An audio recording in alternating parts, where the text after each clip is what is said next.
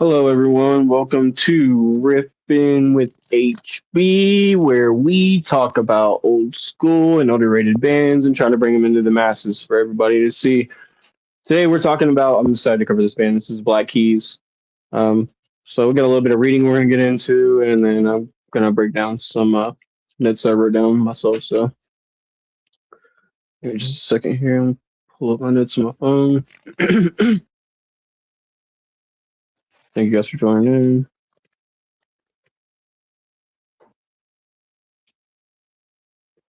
in. Right.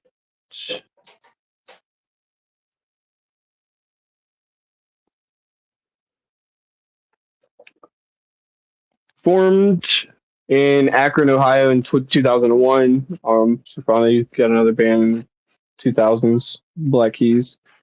The group consists of Dan Auerbach on guitars and vocal and Patrick Carney on drums. The duo began as an independent act, recording music in basements and self-producing their records before they eventually emerged as one of the most popular garage rock artists during the second wave of the General's revival in the 2000s. The band's raw blues rock sound draws heavily from Auerbach's blues influences, including Junior Junior Kimbrough, R.L. Burnside, Howlin' Wolf, and Robert Johnson. All right. Garage rock, blues rock, punk blues, indie rock. Get some more in. So we'll break that down a little bit more in a second here. For instance, childhood. Um, Arbach and Carney formed the group after dropping out of college, and after signing with the independent record label Alive, they released their debut album, The Big Come Up, in 2002, which earned them a new deal with Fat Possum Records. And over the next decade, the Black Keys built an underground fan base through extensive touring of small clubs, frequent album releases, and music festival appearances, and broad licensing of their songs. And their third album, Rubber Factory, 2004, great album. It received critical acclaim and boosted the band's profile, eventually leading to a record deal with the major label um, Non Such Records in 2006. After producing and recording their first four records in makeshift studios, the duo recorded Attack and Release in 2008 in a professional studio and hired producer Danger Mouse, who subsequently became a frequent collaborator with the group. Come a couple times in this article right here. The group's commercial breakthrough came in 2010 when the album Brothers, which along with its popular single Tighten Up, won 3 Grammy Awards, which would probably be about the time that I started to listen to them. I'd be about 13 or so at the time. That's really when I started to like get into music. Seether and Black Keys, these guys were all coming into my life and swarming really every device that I had, my computer, my MP3 players, everything. It's filled up with Black Keys and Nirvana and these kind of blues rock bands, grunge bands, stuff like that. All right. Won 3 Grammy Awards, that album. Or actually says its single Tighten Up won 3 Grammy Awards. Their 2011 follow up, El Camino, received critical acclaim, peaking at number 2 on the Billboard 200 charts. It's pretty impressive. Be cool to see who else went on that year. Anyway, leading to the first arena concert tour of the band's career, the El Camino tour. The album hit its single Lonely Boy and won another 3 Grammy Awards. And in 2014, they released their 8th album, Turn Blue, their first number 1 record in the U.S. Great album. We were just listening to it before the show, actually.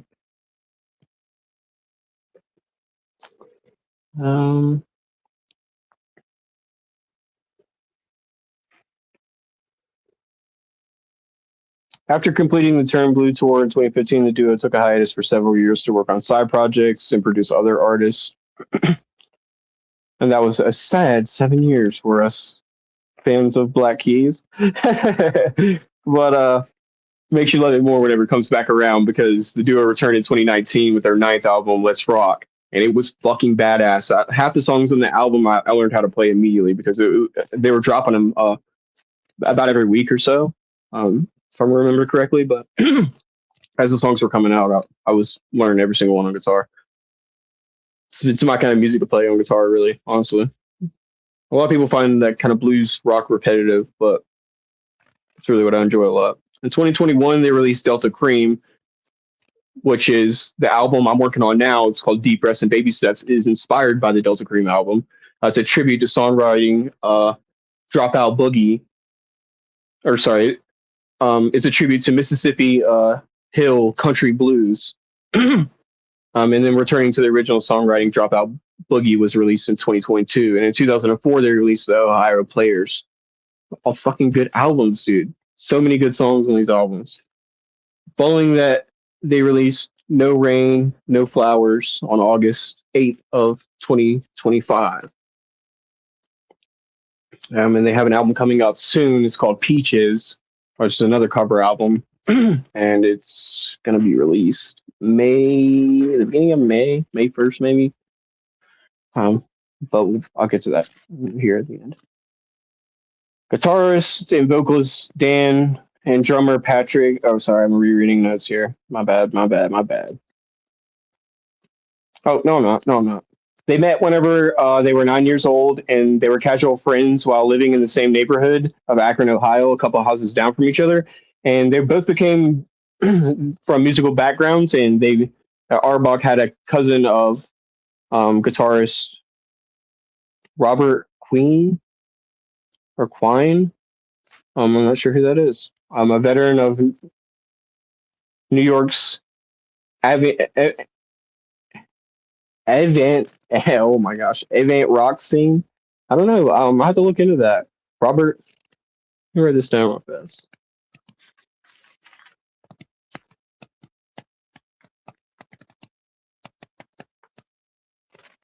Okay, we'll get back to that.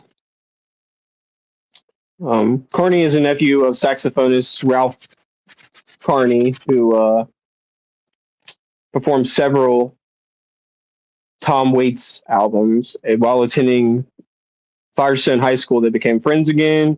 And though they were part of different crowds, Dan was captain of the high school soccer team, and Carney was a social outcast, is what they put it as. Well, maybe that's coming from them.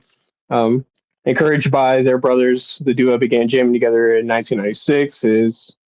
Dan was learning guitar at the time, and um, Patrick was he owned a 4-track recorder and a drum set. I don't know if I have that in my clips here, but I have a couple clips I want to show later on.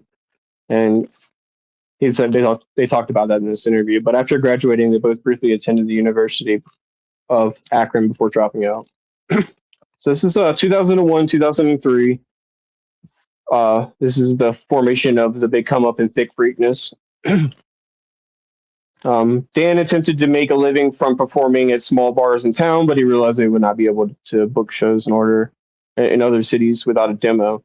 To record one, he asked for help from Carney, who agreed to provide recording equipment and allowed his basement to be used if Dan recruited the other musicians. However, none of Dan's backing band showed up on the recording date.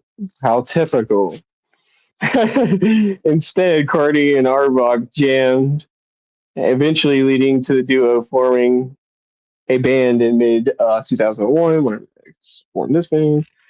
Um, Together, they recorded 6-song demo consisting of old blues ripoffs and words made up on the spot with minimal equipment.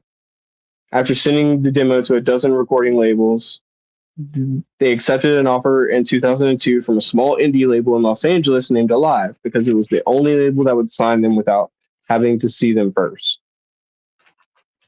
According to an interview on NPR's Fresh Air, the group's name, the Black Keys, came from an acquaintance diagnosed with schizophrenia, Alfred Moore.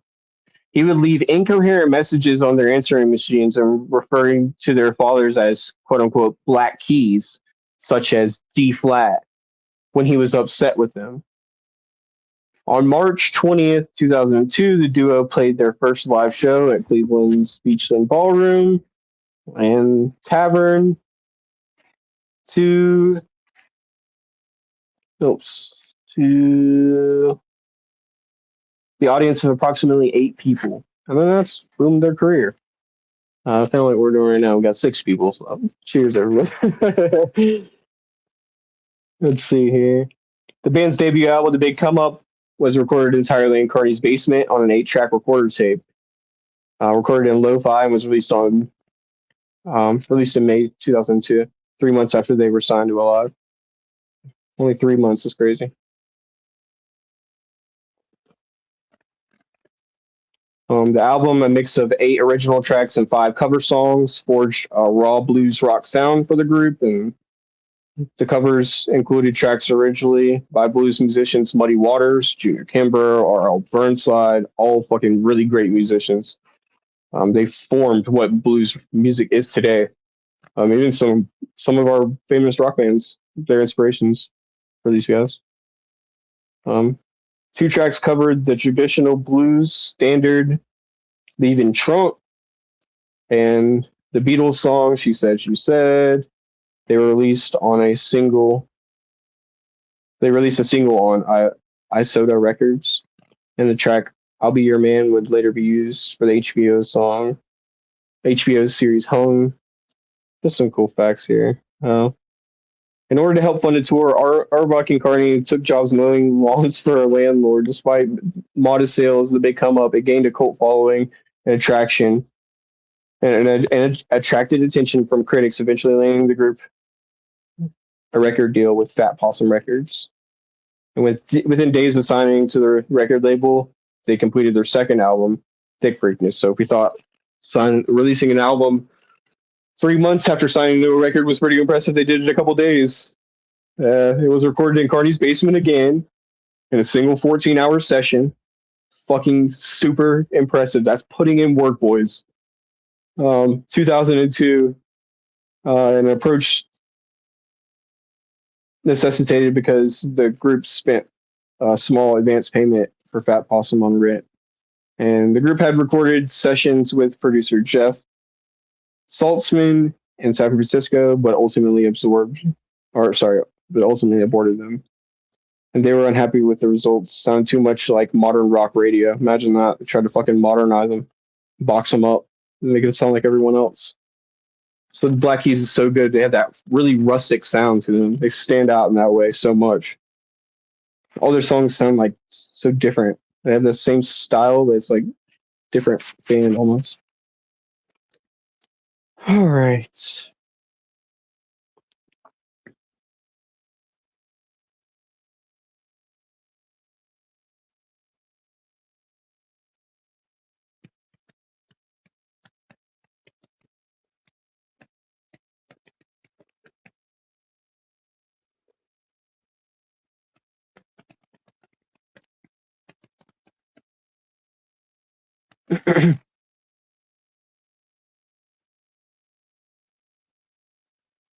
This is what we were just listening to for the show. This shit's really good.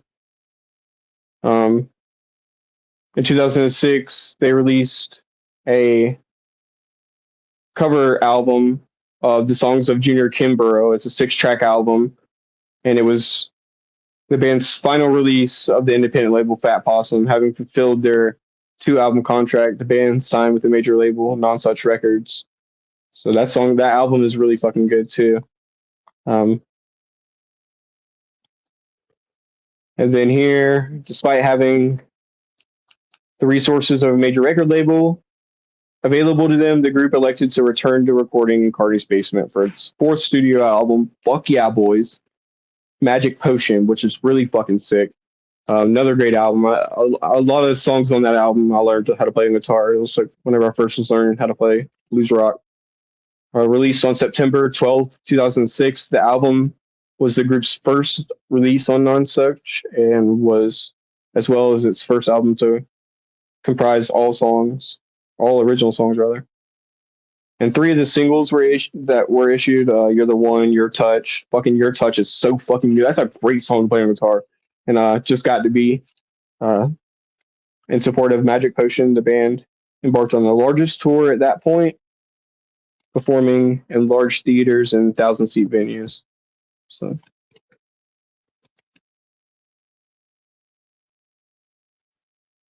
this is the album Brothers, where they started to really gain traction. Here it says the 6th studio album Brothers was released on 2010, recorded primarily at Muscle Shoals Sound Studio. Produced by Black Keys and Mark Neal, and the song "Tighten Up," the only track from the album produced by Danger Mouse, preceded the album as the lead single. You guys probably know that one, some of the more popular songs, and the song became their most successful single to that point, spending 10 weeks at #1 in the alternative songs charts. 10 weeks. It's crazy. I almost feel like I can bring myself back to that time whenever that was like the #1 song they were playing on every fucking radio station. Um, Since the song reached gold certification status, the music video for Tighten Up, directed by Chris Morris, won the 2010 MTV Music Video Award for breakthrough video rather. Sold 7,300 copies in the US in the first week. Pretty impressive, including 800,000 copies in the US. Certified double platinum in Canada, platinum in the US, and gold in the UK.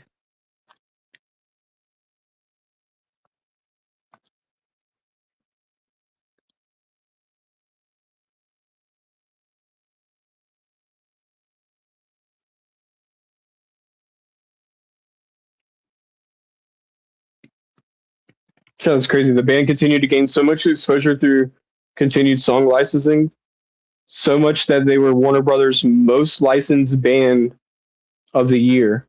Rolling Stone placed Brothers at number 2 on its list for best albums of 2010, and Everlasting Light at number 11 on the list of the year's best songs. It's crazy. We were just listening to Everlasting Light for the show. Great. It's crazy because it's like sounds so. He does like acrobatics with his voice on every song. Well, we were kind of joking around. We were saying it's either sounds like a girl that sounds like a dude or a dude that sounds like a girl. The 53 Grammy Awards, Brothers won its Brothers and its songs won an award in 3 of 5 categories, and they were nominated. And the band received honors for Best Alternative Music, Best Rock Performance by a Duo, and Best Recording Package. Blah blah blah. Awards, awards, awards. Famous, famous, famous.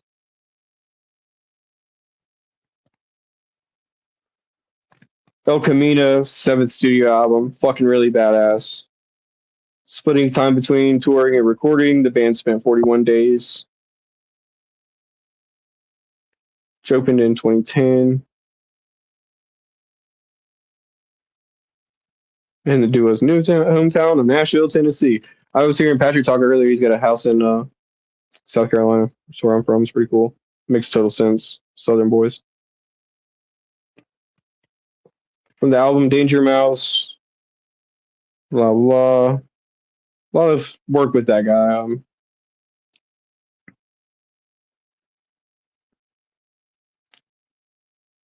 El Camino is a really great album. It's a lot more palatable for just like the mainstream people that want to listen to Black Keys, but it's one of my favorite albums, honestly. So like a really well put together album. So it makes more sense why it's easy for people who aren't really into rock and roll to swallow.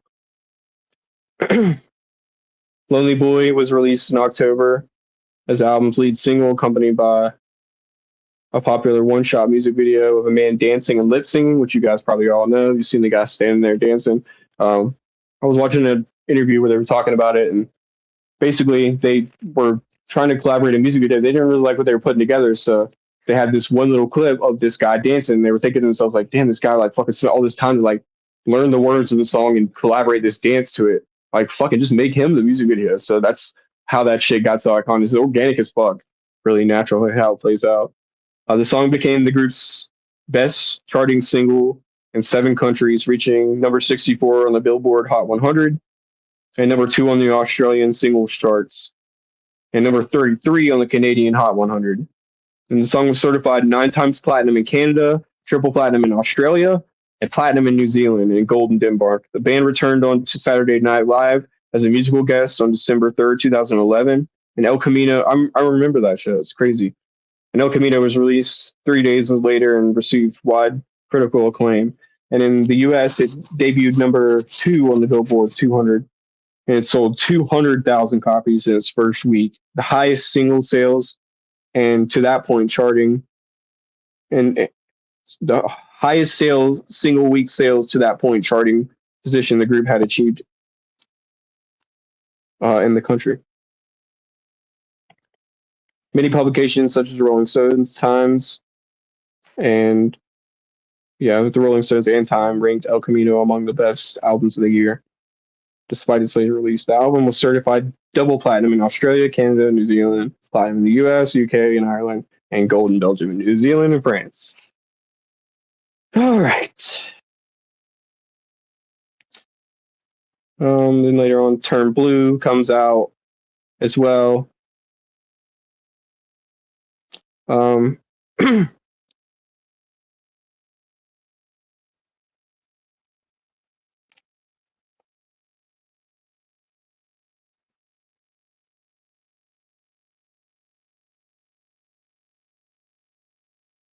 This was pretty cool. So apparently, Mike Tyson.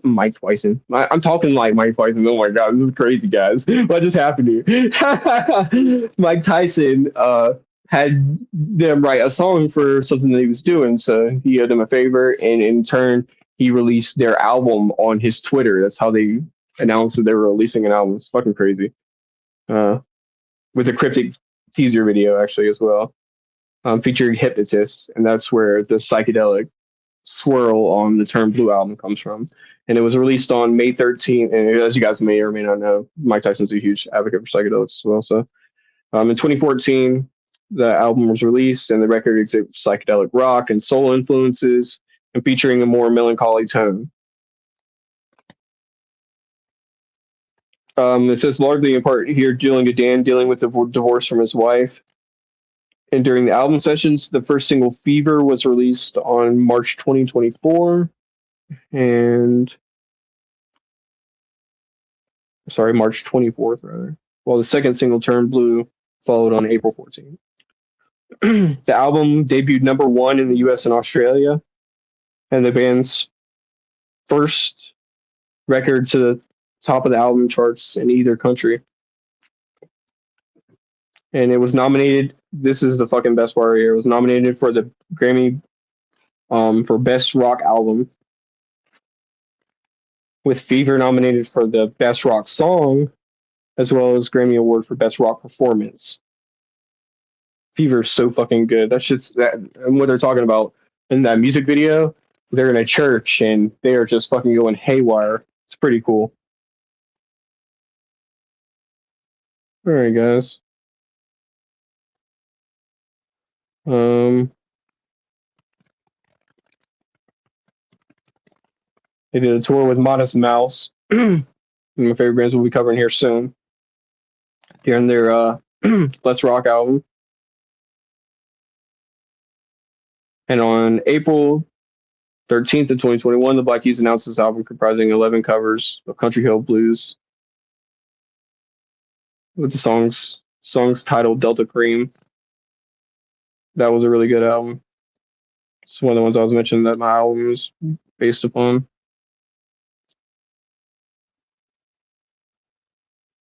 Cover of John Lee Hooker's version of Crawling King Snake. Fucking really good song.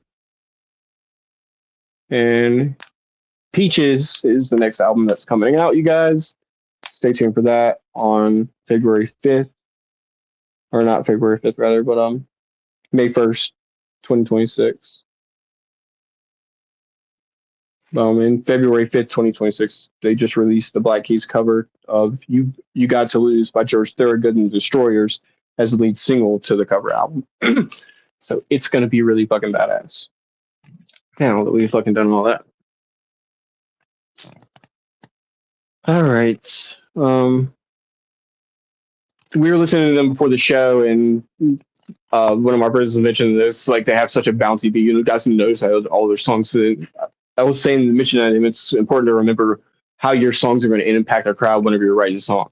And if you want them to be sitting down or being calm, then that's what you want them to be doing. But if you want to be performing to a live crowd, you want them to be up and moving, you have to make sure your music is bouncing up and down. It's something that people want to dance to. Black Keys have a really good way of doing that, both the guitar and the drums, and making it really match well together. And the language of music we talk about, sharing a brain.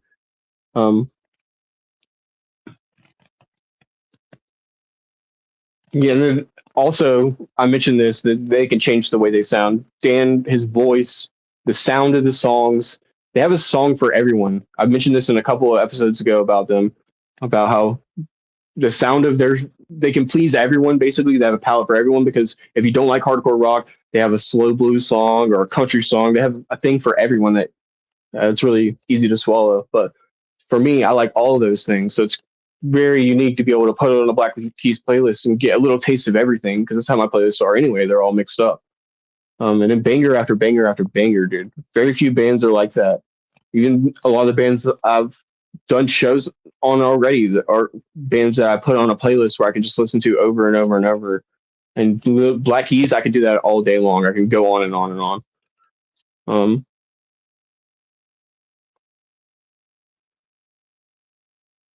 They produce their own fucking records, dude. And that's the way they did it, the way they wanted to. And instead of having people box them up and hold them to the sound that they want to be played on the radio, they did their own fucking thing. They did it their way. And I love that shit. Sticking to it, dude.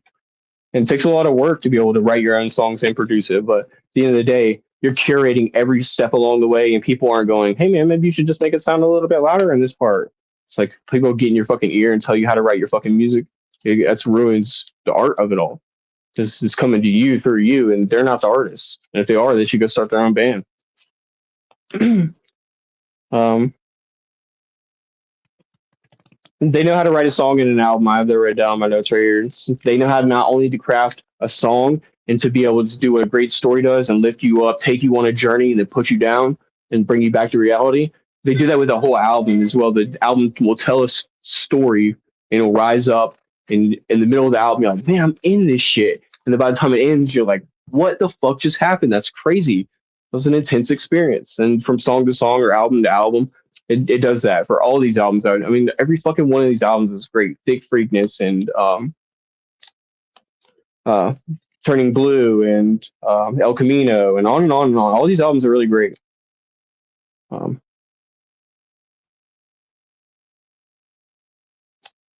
and if you, well, we were talking about this because well, not everybody's into the hard rock loud guitars, and this band they lean on that because they don't have a bass guitar. It's just the drummer and the guitar, so they use a lot of that guitar to fucking push the power of the song. And he uses the guitar. And not only does he have a really great voice and is able to like use his voice as an instrument, but he uses his guitar as a voice.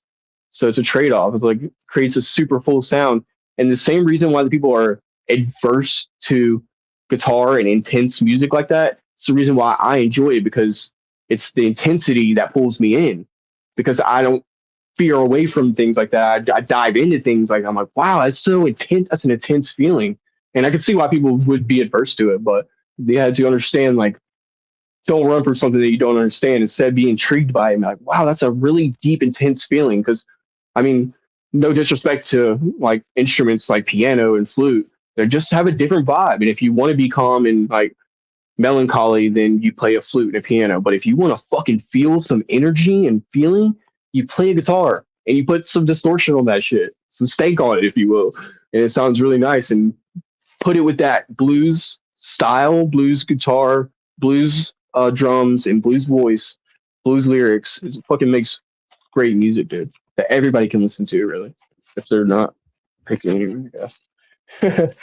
uh, and it can be blues rock can be pretty repetitive, right? Like because it's there's a style and a structure, and Dan and Patrick have figured it out. They understand blues music to its core. That's how they wrote these hot hits.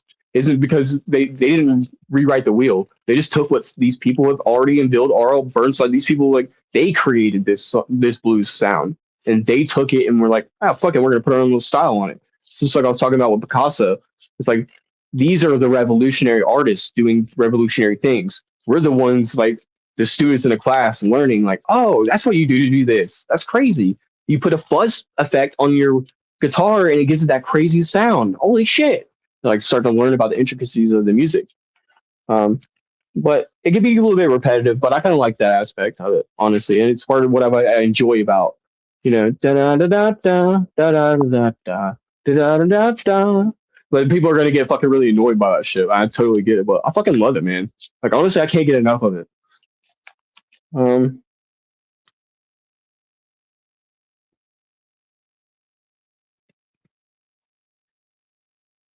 yeah, basically all I got. My notes here. We read some comments.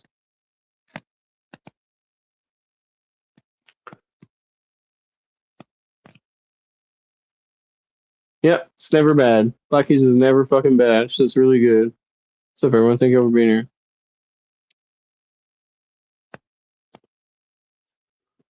Cool, cool. Could we have a Prince Rippin day? I'm not familiar. Who's Prince Rippin? Tell me who Prince Rippin is. I'm out of the loop on that. Suddenly some little kid says to you like 6'7"? Prince Rippin? I'm like, I don't know, dude. I remember when they did Saturday night. Yeah, that shit was fucking badass, dude. I remember that shit. I don't know, I didn't watch it that night, obviously, but yeah, I caught it maybe the next night or a couple days later. So I'm fucking into that shit. And a big thing for me, what got me into music was going down. the rabbit hole of Kurt Cobain and learning all about fucking Courtney Love and fucking the whole goddamn thing, dude. Like just being so intrigued about the fucking fascination of his influences and his lifestyle and how he fucking lived and everything, dude. I was so intrigued by that shit. So the Black Keys are the same way. I'm like, damn, they're one of my favorite fucking bands. I love every song that they make. So what influence, like, where do they get their style and sound from? Because whenever I write my songs, people are like, "Who's your fucking influences?" And I'll be like, "Oh, it's these guys right here." But their influences are people like R.L. Burnside. So it's crazy how it sound develops and changes through generations. I was just mentioning that for the show. It's like technically you could think about it because the album that I'm writing is influenced by the Black Keys, and their album that they were writing was influenced by R.L. Burnside and Junior Kimbrough and these old school blues guys. That they're like the grandfather of my album. It's a pretty interesting way to think about it. Tyson bites, baby. Ow! Yeah, he does the toe too, dude.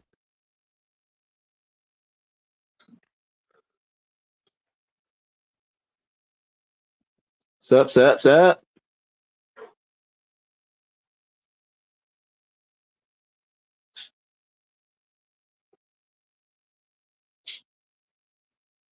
I had a friend who loved Black Keys to introduce me. I was saying that I introduced it to my friend whenever I was younger, and he would never stop playing it. Like their song "Lonely Boys," so good. It all comes from the blues. You're right, dude. Rock comes from the blues, and these people were just inventing it on their porch with a fucking guitar and just like sitting there and just telling their stories, bro. It's fucking beautiful shit. Total rocks the fruit, the flute. That's pretty cool. I've seen people do that shit with electronic flutes and stuff and violins. But again, that's like different than a flute because you're making it rock and roll at that point.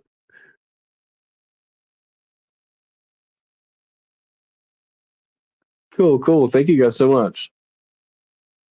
Damn it, you got my kid going 6'7". These little motherfuckers, dude. We need to stop them. We need to stop them. Fucking start saying whatever the hell the man was saying a second ago. Hold on. Let me pull that shit back up. Fucking Timmy Tommy or whatever she was saying. Start saying that shit to them. Be like, fucking,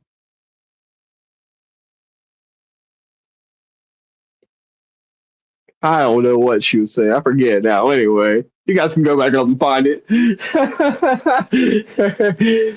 Fucking Prince Hendrix or something. Not Hendrix because I was just reading that off the thing, but Prince Jimmy or something like that. Do a riff on Cool Keith HB. I can do that. Look right down real fast. I'm always taking suggestions on who we should do.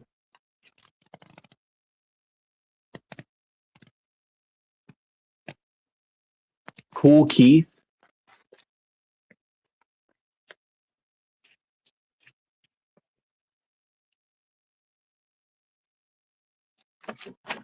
What's Cool Keith do?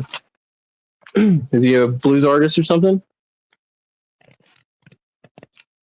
Yeah, I'll do one on him.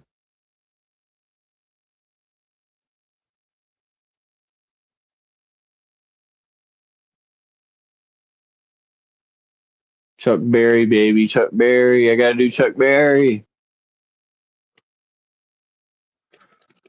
Crazy man, but really fucking good blues guitarist, dude.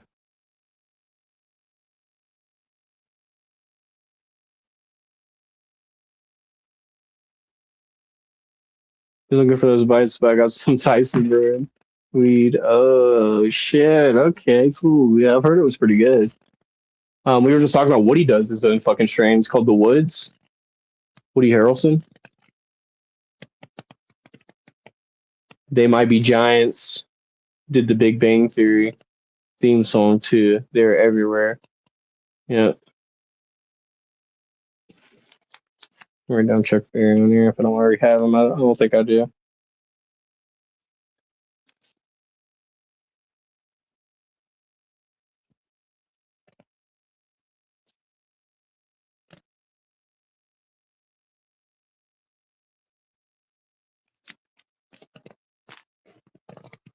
Anybody else got any suggestions before we get out of here? He's old school. Fuck yeah, that's what I like. Old school and underrated, baby. That's what we like here. Anything old school and underrated, let us know. Oops. Thank you guys so much for showing up. Zach Wild requests. Zach Wild's fucking badass, dude. Yeah, I could do that. The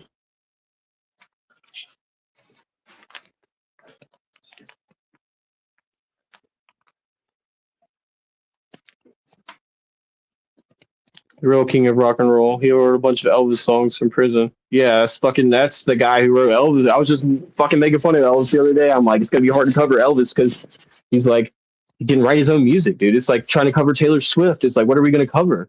Are we gonna cover the artist who wrote Taylor Swift songs, or are we gonna cover her shaking her ass on stage? It's like, it's fucking pathetic. It's just like all a face for music, and I hate. It's like sellout, dude. I can't stand people who like write other people's music or people who have write people write music for them. Like either way, it's like selling your soul, man. Well, you're right. We should be giving this guy his credit rather than the people who take their songs, sing. And so some people, it's no big deal, and I can respect that. But to me, it's just like fucking feels nasty. Have you done a spotlight on the White Stripes or Black or Jack White yet? No, but no, we will. It's kind of the same thing, dude. I fucking gotta cover Green Day's like you guys have to understand when we do here, we don't bring drama about what's going on, and for that's a perfect example. It's like drama between fucking Black Keys and White Stripes is like unnecessary shit to bring up, but it's hard to cover somebody and be me biased because I'm like I either like somebody or I don't like somebody, and I'm having to cover them. I'm having to smile through it and go, you know, I really like this band. They're really nice. It's like kind of like lying to myself and everybody else. So sometimes I just won't cover a band because I won't be able to do them the right justice of being like, fucking, you know, like I like a band, but sometimes my feelings get in the way of it. Like when people like have their own, like they get like too political or in that kind of crap, I'm just like cancel out. Or for about money and stuff like that, fame. I'm just like, is it really worth mentioning these people? The only ones like attention anyway. They're like it's all a competition to them. Well, yeah, we will cover them to answer your question. I think I have them written down, but if I do or don't, I will go ahead and write them down anyway.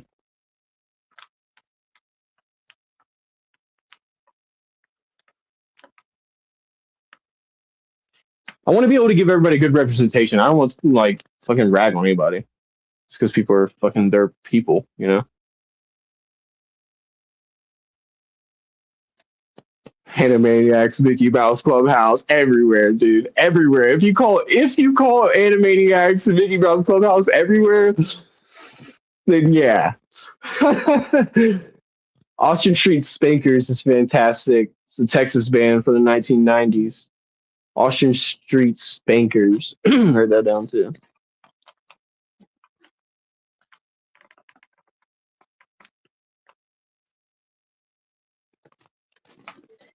From 1990s. Some of the bands we've been covering, or most of the bands we've been covering, are from 60s and 70s. We've been starting to kind of branch into the 90s and early thousands here. Having homemade chili, cinnamon rolls for din din, boy. All you need is a fat blunt. Take LOL, your take on Taylor Swift. I feel like I'll have to rag on her, but you know, it's like, bro, I would be like fucking me standing up there with a painting that somebody else drew and just like doing it half naked and selling out tickets all over the fucking world, dude. It's like pathetic, bro. Like I refuse. I do not love the Beatles. The Beatles are alright. I respect the Beatles, man. It's like, you know, it's like our parents. Like fucking sometimes we don't always love them, but we always respect them. Getting me riled up on Taylor Swift, bro. I tell you, dog, don't fuck around with that bullshit, bro. If you're here to write music, to fucking write music. If you want to have somebody else write music, then let them get up on stage. I mean that shit. It's the Black Keys. They did this shit. They fucking wrote their own songs and recorded them and fucking released them. That's what I'm talking about. Fuck the bullshit, bro. Fucking really understand the physics of a song, like the fundamentals of how music actually works and goes together like a fucking lock and key mechanism, and doing it together. And fucking, you know, they're like brothers. That's why the album that they have is called Brothers. They have to learn how to get along and travel across the world with these people and learn how to play their instruments to good together. That's the language of music. It's like sharing one brain together. And we do that with a lot of our friends, right? But to be able to do it and then collaborate what we do our part. Like I am a drummer, man. I can bring this to the table with what I have, and you're a guitarist, so you have to bring your thing to the table. Muddy Water has a great story. Yeah, we'll be covering him soon too. Iodine in my cupping. And hitting Reba, baby. It's pretty good. I'm not a champagne kind of guy per se, but I'll rock with you if that's what you got.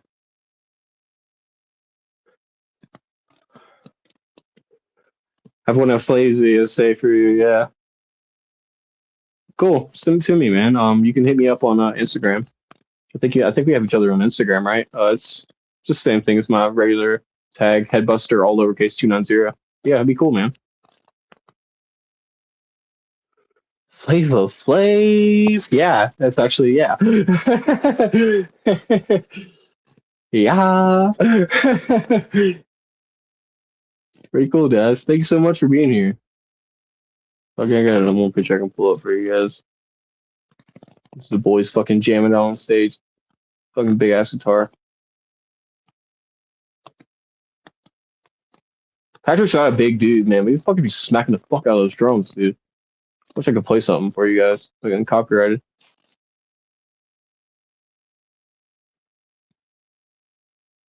I can't play some clips for you.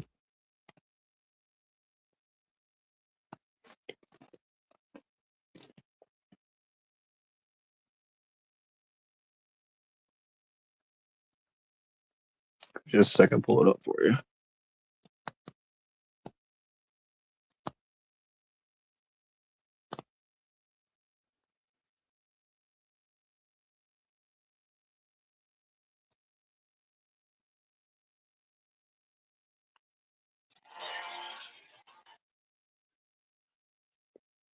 Just in case we all needed to know, Jurassic Park's doing something with a cell phone company. Oh, it's internet.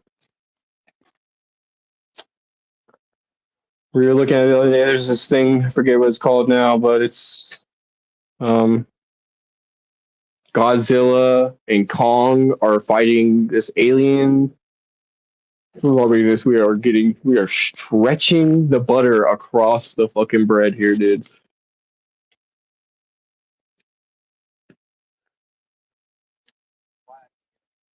My house to jam, and it would we had to be 16, and I worked all summer, and my mom made me save half my money, but the other half I could spend. So I bought a drum set, I bought a bass, I bought all this stuff so that you could start a band. But my idea was that people would come to my house to jam, and they would play those instruments, so I could still play guitar. But the minute Dan came down to my house, he was better at guitar, so I had to start learning the drums. Wasn't there? So yeah, that's kind of how they started playing guitar. He was gonna play guitar, but then fucking Dan came over, fucking showed his ass up. He's like, "Fuck this shit. You're good as fuck, dude. Why don't you hop on that shit? Let me drum out." It worked out, man, for the better in the end. That's what I was saying. When we stay in our fucking lanes and we do what we're better at doing, instead of trying to get in fucking our egos attached, like, I want to be a guitarist. I want to be the lead guy. Fucking yeah, you're not a lead guy though. You're a drummer. Be a fucking drummer. Stay in your lane. Or yeah, you can go do your own thing. That's what I always say to people. It's like go fly the coop, do your own shit. If that's how you feel. Feeling froggy, jump that motherfucker shit. Don't get pad. The last Riffin with HB got removed due to copyright. Yeah, no, fuck them. They're all faggots on YouTube anyway. They're here because fucking we have to be, not because we want to be. But then we don't care about monetization. Yeah.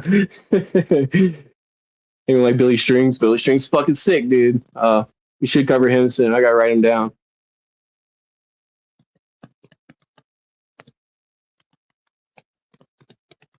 Coffee and a joint. It's a little stranger.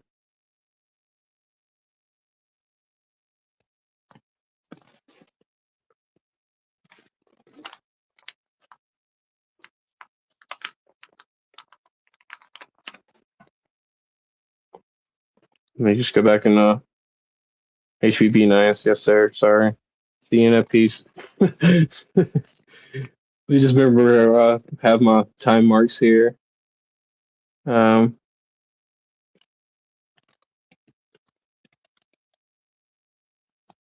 31.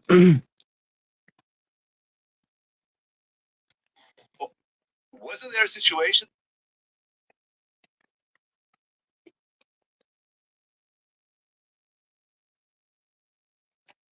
I know it sounds weird, but if you want to take Get copyrighted, probably get copyrighted for this too, but I'm all about trying to Oh yeah, most give people information they deserve. Right, and the second single of that album, "Howling for You," another one of your biggest songs, which has like 500 million streams. That was a huge hit as well. Yeah, and I don't think that song would have been a hit if it weren't for "Tighten Up." And the story with "Tighten Up" is that we finished Brothers, and we basically had it done. And I was like, I don't think. And at the time, we had just turned 30, and I don't know. You feel really so old. You feel like your career could be going away. And I just like remember thinking, like, I think we should try to write a song that's a little. I don't think we have a single yet. I don't think we have the song. So that's the one song we had Brian Danger Mouse produced on the record. So we were doing the Black Rock stuff on late night TV, and that stuff all done taping by like 6 in the evening. So we asked Brian if he would go in the studio with us those nights afterwards. So over 2 nights, we wrote "Tighten Up" and recorded it in Brooklyn. And Over 2 nights, man. A fucking sick ass song. It's crazy. That's what I was saying. Like, we're just radio towers to the universe. It's just like spitting that shit into our head. It's like, fucking play this G chord. It's crazy to think about. 35. We got one more clip here, okay?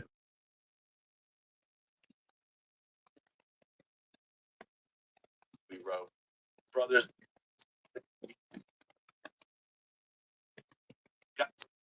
That we saw was in art. Yeah, no, it was a monster. It had security. Yeah, it was part of a bigger video. We, like we spent a lot of money having a big video made. Bob Odenkirk was the lead. He played a used car salesman. The shoot took days, and when they finally turned it into us, it sucked. It wasn't Bob's fault, but it just wasn't a good video. So we asked him to send us other stuff, And one of the things that we saw was this single shot that they did of this guy dancing to the song. And he clearly listened to it, thought up a whole routine. He knew all the words, and he had dance moves that he planned out and stuff. And there was just something immediately lovable about the clip. And, everybody at the label told us that we shouldn't do it, that we need to put out the big video. But we told them, we just thought it was stronger, this one shot. And we went with it. We went with our gut on that. What's really the meaning behind that song? That's funny because we were just talking an episode about that, about trusting your gut. And that's what you should do, man. That's what I was just fucking saying. I'm a musician. I know what it's all about. Cannot fucking listen to what people are fucking buzzing in your ear. Half these motherfuckers aren't musicians anyway, and even if they are, none of them are big musicians, bro. So you cannot let these bitches tell you what the fuck you should be doing writing your music. Fucking and no one, you shouldn't let me tell no one tell you what you should be doing in your life anyway. You should just be living your life for yourself. I love that fucking shit. And he asked me here at the end of this interview, the question you just heard, what's the meaning of the song "Lonely Boy" by Black Keys? He's like, it just means whatever you want it to mean. The interpretation is like open. Like they don't write songs with the meaning involved. And I love that because that's how my songs are too. Like the meanings sometimes evolve as you're writing the song. It doesn't come with a meaning. Like I'm not sitting down going, I'm gonna write a song about, going out in nature. So it's like not really. It's kind of lame. It's not how my songs write. I kind of just catch a vibe, depending on what the sound of the song is or whatever I'm working with, whatever I'm feeling. And music's best that way. I remember whenever I was younger, there was a interview. This guy was talking about that how to write a great song is to be able to make it to where it relates to so many people, where everybody can interpret it and make their own interpretations. Because somebody be like, "Wow, I never thought about listening to a song that way. I always thought he meant this." You usually do that with a lot of people if you talk to them about music. The blur and the strokes. Yes. Blur stroke 9. Blur stroke 2. Toe stroke 9 stroke. This is like a fucking super band. What the hell is going on, guys? Hell yeah. Cool. Last fucking minute of submissions here. We're gonna get out of here. We've been in almost about an hour.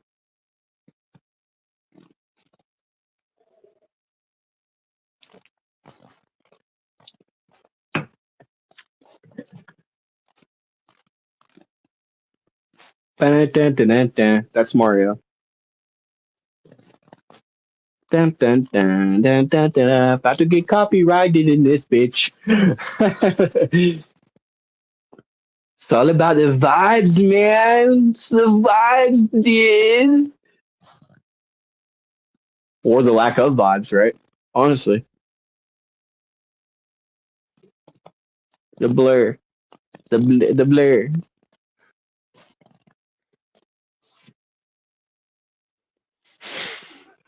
You guys are wicked. All right, all right.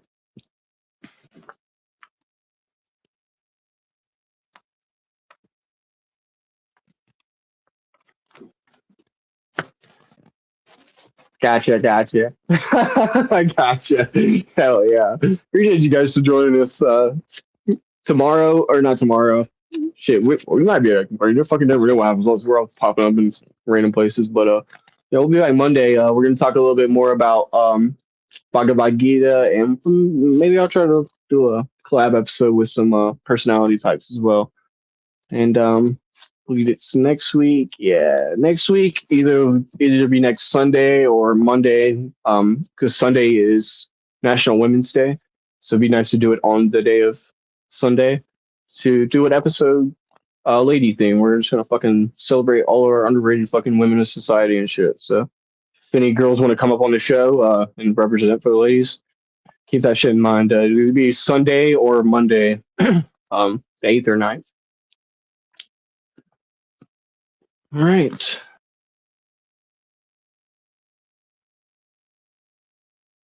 Santana, yes, sir. We're gonna cover Santana too. Yep. Cool. Yeah, I got Santana on my list, man. Don't worry, we're gonna cover him very soon. I already shared the clip of him tripping balls on the stage at Woodstock whenever I did the Grateful Dead interview. I'm talking about I was like slithering like his guitar was slithering like a snake. Come on, dude. It's crazy. Shows you like how to be free and play. Like just fucking play that shit by feelings, man. It's bad vibes, dude. All right, y'all. I'm getting out of here. Fucking see y'all later. We just did a video earlier. If y'all go back and check it out, I did a live where I made 2 batches of um, sacrament pills, but works for medicinal herbal pills and stuff like that as well too. So go check that out. And we'll see you guys Monday. Y'all have a great night. If you have any bands that you want to see, make sure you put them in the comments. Like and subscribe on the way out. Thanks, guys. Bye.